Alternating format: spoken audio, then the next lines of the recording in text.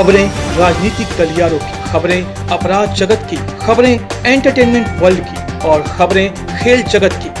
हर खबर का लेखा जोखा राष्ट्र के स्वाभिमान के साथ देखिए राष्ट्रवाद न्यूज पर। नमस्कार दोस्तों, मैं शैलेश पांडे, राष्ट्रवाद न्यूज में आप सभी का हार्दिक स्वागत है। आइए आज के इस एपिसोड में राष्ट्र पूछता में एक नए विषय के साथ चाल, चरित्र और चेहरे की बात करते हैं। देशवासियों, विषय किसी एक शहर का हो या पूरे राष्ट्र का हो, एक गली की न्यूज ही देश की न्यूज बनती है। और आज मैं बात करूंगा हमारे एक शहर की, महाराष्ट्र के मीरा भाईंदर की। मीरा भाईंदर शहर में अभी हाल ही में जो क्वारंटाइन सेंटर है, वहां पर 20 वर्षीय एक महिला के साथ बलात्कार हुआ। वहां पर एक राजनीतिक पार्टी के नेता के द्वारा भी एक बलात्कार हुआ और उसके ठीक पहले एक राजनीतिक पार्टी के पूर्व नगर सेवक के भतीजे के द्वारा भी बलात्कार हुआ। एक कम समय में एक नहीं, दो नहीं, तीन बलात्कार की घटनाएं और उसके साथ ही क्वारंटाइन सेंटर में चरस बेचते हुए रंगे हाथों वहां का एक कर्मचारी पकड़ा जाना। यह घटना देशवासियों बहुत ही भयावह है, खतरनाक है और बहुत ही गंभीर है। बताइए, एक क्वारंटाइन सेंटर इस कोरोना काल के संकट में, जबकि पूरा देश ही नहीं पूरी दुनिया जूझ रही है, लड़ रही है, संकट में है, और इस संकट काल में जब किसी भी परिवार के एक व्यक्ति को कोरोना होता है तो उसके बाद उसके सारे के सारे परिवार को क्वारंटाइन सेंटर में क्वारंटाइन कर दिया जाता है। और वो भी अगर उस परिवार में 5 लोग हैं तो 5 अलग अलग कमरों में क्वारंटाइन किया जाता है।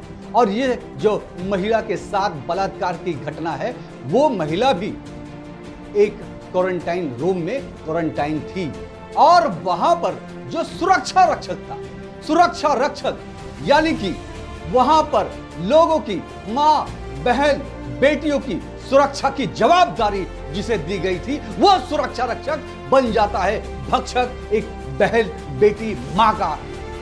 और उस मां की एक छोटी सी बेटी थी। थोड़े समय के बाद जब ये बात उसके पति को पता चलती है तो उसका पति उसे तलाक दे देता है और तलाक के बाद एक बर्बाद हो जाती है एक जिंदगी, एक महिला की, एक बहन की, एक बेटी। कितनी शर्मनाक, निंदास्पद यह घटना मीरा भाईंदर के गोल्डन नेस्ट के क्वारंटाइन सेंटर में घटती है, लेकिन वो राष्ट्रीय न्यूज नहीं बनती है। आज हम उस बहन को न्याय दिलाने के लिए हमारे राष्ट्रवाद न्यूज से राष्ट्र पूछता है कि कब उस बहन को न्याय मिलेगा, कब उस बहन के साथ इंसाफ होगा। और उस बहन के साथ इंसाफ तब तक नहीं होगा जब तक उस सुरक्षा रक्षक को फांसी की सजा नहीं मिल जाती, जब तक उस सुरक्षा रक्षक को जिस कंपनी के लोगों ने उसे रखा था, यानी कि सैनिक सिक्योरिटी प्राइवेट लिमिटेड कंपनी का ठेका रद्द नहीं किया जाता, तब तक उस बहन को न्याय नहीं मिलेगा। और इसके पहले भारतीय जनता पार्टी के एक नया नगर के नेता के द्वारा बलात्कार होता है और उसके पहले भारतीय जनता पार्टी के एक पूर्व नगर सेवक के भतीजे के द्वारा भी बलात्कार होता है। यानी कि 1-2 महीने के अंदर 3 बलात्कार की घटनाएं होती है, लेकिन इस पर कोई भी पार्टी आंदोलन नहीं करती, इस पर कोई भी सामाजिक संस्था आकर कैंडल मार्च नहीं करती, इस पर कोई भी सामाजिक संस्था रास्ते पर उतरकर आंदोलन नहीं करती। तो और क्या चाहते हैं कि मीरा भाईंदर शहर में 3 मां, बहन, बेटियों के बलात्कार होने के बावजूद भी और कितनी दुर्घटना, कितनी बड़े बलात्कार, कितने बड़े संख्या में बलात्कार आप चाहते हैं। मीरा भाईंदर की जनता भी संवेदन शून्य हो गई है, लेकिन हम चुप नहीं बैठेंगे, हम न्याय दिलाएंगे इन तीनों बहनों को। और हद तो तब हो गई जब उस क्वारंटाइन सेंटर में वहां पर काम कर रहे एक कर्मचारी ने ड्रग्स बेचने का काम किया और ड्रग्स बेचते हुए वो रंगे हाथों पकड़ा जाता है नारकोटिक्स कंट्रोल ब्यूरो के द्वारा। और नारकोटिक्स कंट्रोल ब्यूरो उसको पकड़ती है और पकड़कर जेल के सलाखों के पीछे डालती है और इसी के साथ मीरा भाईंदर का नाम बदनाम हो जाता है। साथियों, देशवासियों, आज के हमारे जो नौजवान है, युवा पीढ़ी है, युवा पीढ़ी को, नौजवान पीढ़ी को गर्त में डालने का काम ये ड्रग्स पैडलर्स कर रहे हैं, ड्रग्स बेचने वाले कर रहे हैं। और आखिर में ये मुंबई से, महाराष्ट्र से हमारे आपके मीरा भाईंदर शहर में भी एक ड्रग्स पैडलर पकड़ा जाता है। ये बड़ी ही शर्मनाक बात हम सभी के लिए है। यानी कि अब हमारे मीरा भाईंदर शहर के भी जो युवा पीढ़ी है वो सुरक्षित नहीं है। अब आपको, हमको, हम सभी को मिलकर आवाज उठानी पड़ेगी। आखिर में ये ड्रग्स मीरा भाईंदर शहर में पहुंचा कैसे? मैं तो ये दावे से कहता हूं, ये जो अविनाश सिंह है पकड़ा गया है, ये एक छोटी मछली है। ये अभी तक बड़ी मछली को पकड़ना बहुत जरूरी है। और मेरा तो ये कहना है, सूत्रों के मुताबिक ये जो कंपनी कर्मचारी अलॉट की हुई थी, ये कर्मचारी मीरा भाईंदर महानगर पालिका का जो मुख्यालय है, उस मुख्यालय के अंदर भी काम कर रहे थे। पहले महले पे, दूसरे महले पे, तीसरे महले पे, चौथे महले पर, यहां तक कि कमिश्नर, उपायुक्त और जो अन्य विभागों के अधिकारी थे, उन अधिकारियों के केबिन में भी आया जाया करते थे। और सूत्रों से हमें यह भी जानकारी मिली है कि जिस सार्वजनिक बांधकाम विभाग के अधिकारी ने यह ठेका इस कंपनी सिटीजन अलायंस को दिया था, जिसका कर्मचारी ड्रग्स बेचते हुए पकड़ा गया है, इसका कहीं ना कहीं तार उस सार्वजनिक बांधकाम अधिकारी से भी जुड़ा हुआ है। और हम तो ये मांग करते हैं एनसीबी से, ऐसे अधिकारियों के भी जांच होनी चाहिए और हम छोड़ेंगे नहीं।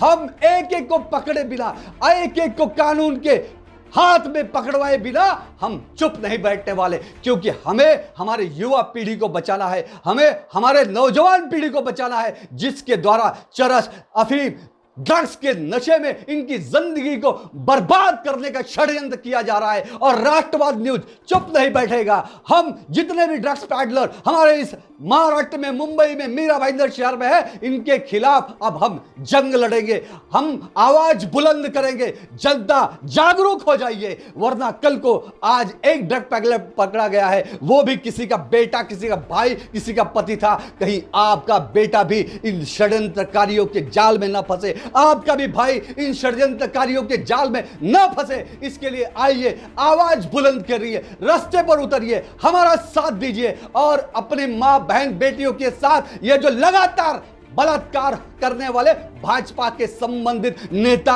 और ठेकेदार है, इनके खिलाफ भी हमें आवाज बुलंद करनी पड़ेगी। वरना पार्टी विद डिफरेंस कहने वाली है भारतीय जनता पार्टी का चाल, चरित्र, चेहरा इस मीरा भाईंदर शहर में उजागर हो चुका है। आइए इनके चेहरे को एक बार फिर से हम बेनकाब करें। आखिर में इनका टॉवेल तो पहले ही उतर चुका था, लेकिन इनके अब कई चेहरे उजागर हो चुके हैं। साथियों, देशवासियों, नागरिकों, रास्ते पर उतरिए, हमारा साथ दीजिए। आइए, हम इनको एक नंगा किए बिना चुप नहीं बैठेंगे। और राष्ट्र पूछता है, नरेंद्र मोदी जी, देश के आदरणीय प्रधानमंत्री जी, ऐसे ऐसे लोग आपकी पार्टी में जो मां, बहन, बेटियों का बलात्कार कर रहे हैं, जो आपके संबंधित लोग ड्रग्स बेचने का काम कर रहे हैं, आपके पार्टी में कैसे है? फिर आपकी पार्टी विद डिफरेंस कैसी है?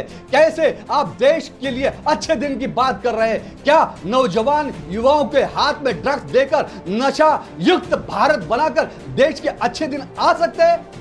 मैं देशवासियों, यह सवाल आप पर छोड़ता हूं। यह लड़ाई हम सभी को मिलकर लड़नी है और हम चुप नहीं बैठेंगे, हम लड़ेंगे और इन मां, बहन, बेटियों को न्याय दिलाएंगे और हमारे नौजवान पीढ़ी को भी नशा मुक्त भारत बनाने के लिए प्रेरित करेंगे। आज के मुद्दे में इतना ही, अगले मुद्दे के लिए फिर से मिलेंगे। तब तक के लिए जय हिंद, नमस्कार।